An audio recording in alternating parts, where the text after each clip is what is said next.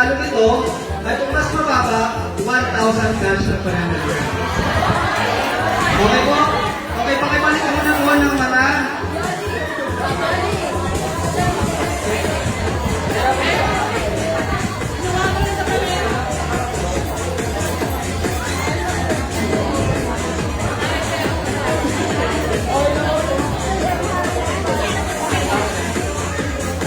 Magugulatan po tayo pataasan. Ang mas mataas na nanalo ng production token, ang mas mababa, 1,000 cash.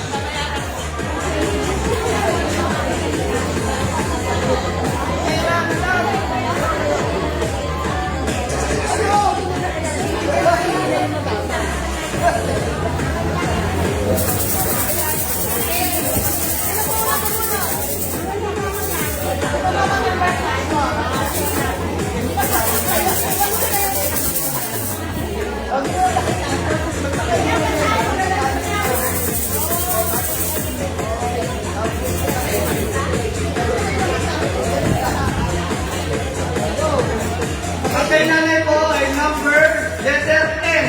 Kasi ito? G. Number 33 yan sa kay nanay. Number 52. So ang pangalan po sa kanya ay induction over.